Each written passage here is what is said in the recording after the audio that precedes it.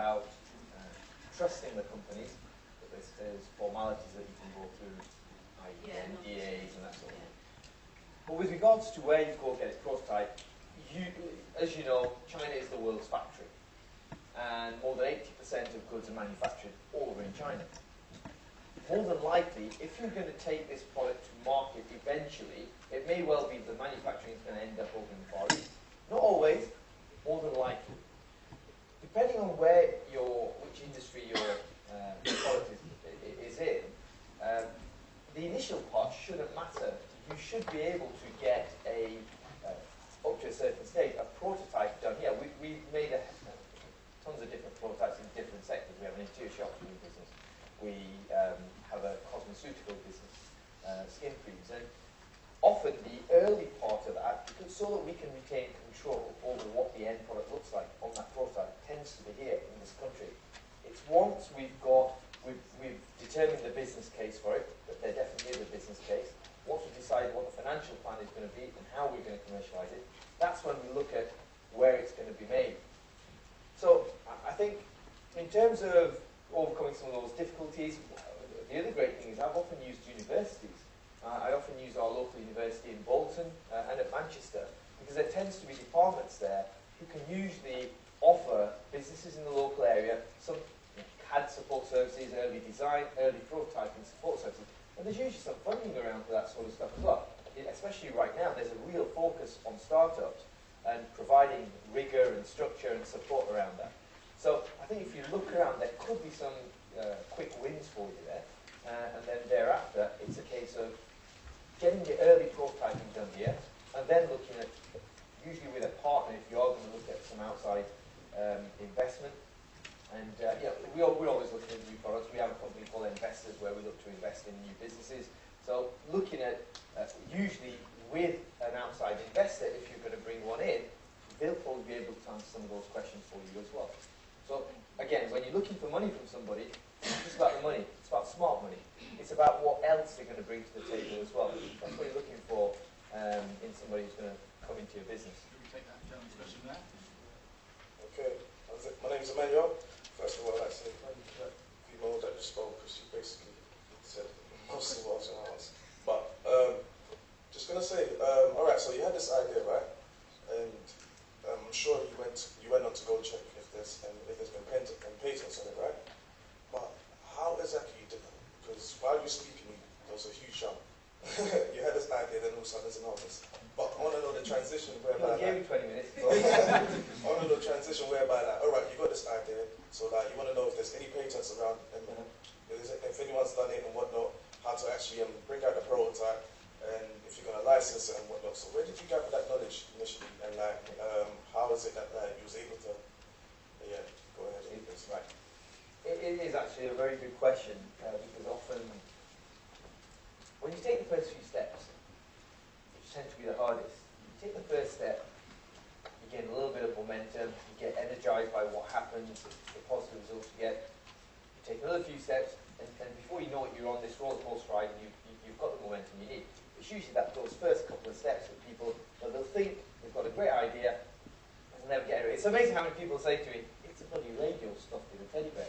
And do you know what? Maybe it is, although there was a hell of a lot of work gone into the science of the user interface, and having done lots of visual perception and with pediatric optics, but hey, if it's a radio in a teddy bear, still made people still commercialise it, right?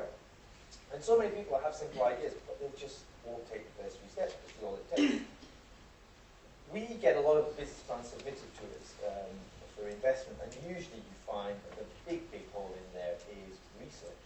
When I talk about what are the key elements that we look for, in this day and age, there is absolutely no reason for anybody who's got an idea, at the very least, not to have the relevant information around them. It is so easy now.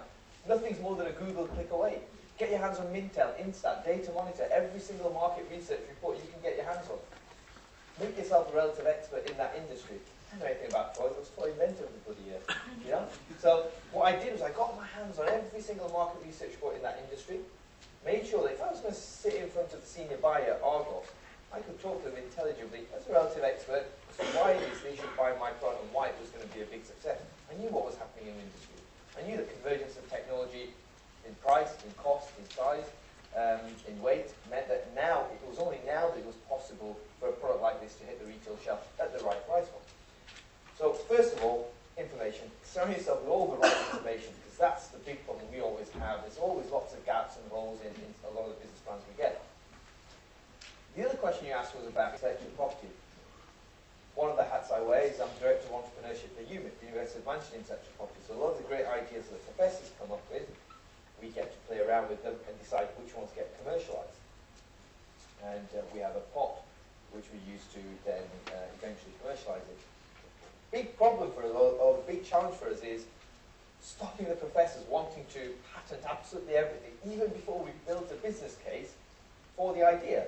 An idea is not even 10% of the business. 90% is in the execution. You need to know, is there a route to market? Is there a relevant execution plan that's going to allow you to make money out of this, get a return on investment for yourself and for investors? Without that, don't start spending hundreds of thousands of pounds, which I've seen people bankrupt and lose their houses, spending it on patent attorneys even before they know whether or not a product's going to sell, just because they've got blind belief in their idea rather than informed belief, which is what you get if you've done your research. Now, on IP, there's a very, very important lesson you can learn from IT. When I was on Dragon's Den, James wasn't one of the dragons at the time. Richard Farley and Deborah Meaden, we both thought it was quite a good idea, but they didn't necessarily think it would get to market because they felt that I wouldn't get a patent.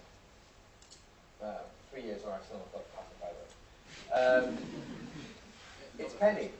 I've put in the application, it's pending. As you know, your intellectual property can take 4, 5, 6 years, depending on the process. What's more important to me than patents, in the absence of having a quick route to get your IP granted, is retail shelf space. What that means is getting your product into the market first. Using the ITD example, we got the product in, we came up with the idea, we got it into Argos, did a big exclusive. We then got it into all the other retailers, and then we got it into 45 countries around the world. Now, usually the signs of you having succeeded is that you get a copycat product coming along, you'll get a Me Too product coming along. With the best patent in the world, there are always ways of tiptoeing around patents to bring out a similar product. What's important is that you deliver a good sell-through for the retailer who you sold it into, and if they've made £3 million with one particular product this year, they've got to make sure they anniversary those results for the following year. So as long as you can deliver a good 80-90% sell-through, you've got strong product development in the pipeline, you've got a good market presence, that is your... Sorry? Okay, you get your product onto the shelf, you make sure it sells through, so you don't get left at the end of the season with most of the product. You sold 80-90% of it. You've also made sure that at the end of the season, you've got some new product that's ready to come through. Then what that means is that if a competitor's going to come in, they're going to have to do damn well to persuade the buyer that they should take that product instead of yours, because they've now got to find £3 or £4 million worth of revenue from the new product, which isn't tried and tested. Yours is. You've got a presence in the marketplace, you've executed it well. 9 years, only 10%. Hope that answers your question. More questions, please. That gentleman there, and then go. This gentleman here, if we can, and then go to the back. We can't get everyone's question today, but we're trying to get a few more. I did put my Twitter thing on, and we've got a great team of individuals at the back office who will be able to answer some more questions if we don't quite get there. There we go. Absolutely. Maybe not through Twitter.